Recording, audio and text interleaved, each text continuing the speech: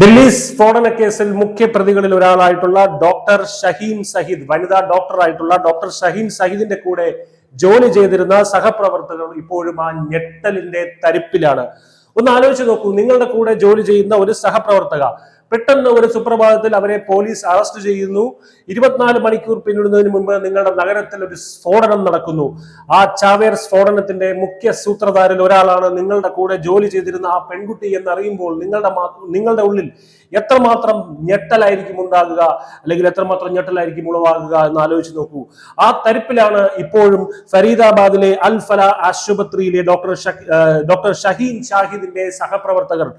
ഷഹീന്റേത് ഒരു നിഗൂഢമായിട്ടുള്ള വ്യക്തിത്വമായിരുന്നുവെന്നും വിചിത്രമായിട്ടുള്ള പെരുമാറ്റവുമായിരുന്നുവെന്നും ഓർത്തെടുക്കുകയാണ് അവർ.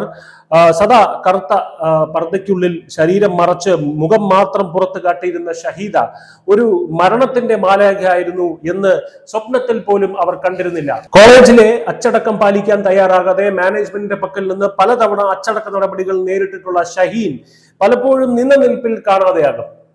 എങ്ങോട്ടാണ് പോയതെന്നോ ആരെടുത്താണ് പോയതെന്നോ ആർക്കും അറിയില്ല.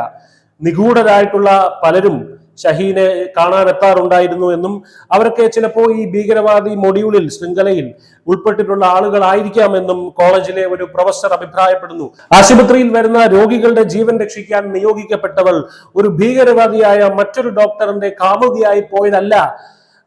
അവരെ സഹപ്രവർത്തകരെ ഏറ്റവും ഞെട്ടിപ്പിക്കുന്ന കാര്യം, ഭീകര സംഘടനയായിട്ടുള്ള ജെയ്ഷെ മുഹമ്മദിന്റെ വനിതാ വിഭാഗമായ ജമാഅത്തുൽ മൊമിനാത്തിന്റെ ഇന്ത്യയിലെ മേധാവിയായിരുന്നു ഇവളെന്ന സത്യമാണ് അവർക്കിപ്പോഴും വിശ്വസിക്കാൻ കഴിയാത്തത്. ഈ പെണ്ണിനെ കൊണ്ട് ഇതൊക്കെ കഴിയുമോ എന്ന് അവരുടെ സംശയം തീർന്നത് ഇവളുടെ കാറിൽ നിന്ന് AK-47 തോക്കുകളും സ്ഫോടക വസ്തുക്കളും പിടിച്ചെടുക്കുന്നതോടെയാണ്. ഭീകര സംഘത്തിന്റെ പ്രവർത്തനങ്ങൾക്ക് വേണ്ടി 40-50 ലക്ഷം രൂപയോളം ഷഹീൽ സമാഹരിച്ചു എന്നാണ് പോലീസ് കണ്ടെത്തൽ. ഇതോടെ എല്ലാവർക്കും ആ സംശയമൊക്കെ അങ്ങ് മാറിക്കിട്ടി. ഇവളെ കൊണ്ട് ഇതൊക്കെ സാധിക്കുമോ എന്നുള്ള സംശയമൊക്കെ മാറിക്കിട്ടിയിരിക്കുകയാണ്.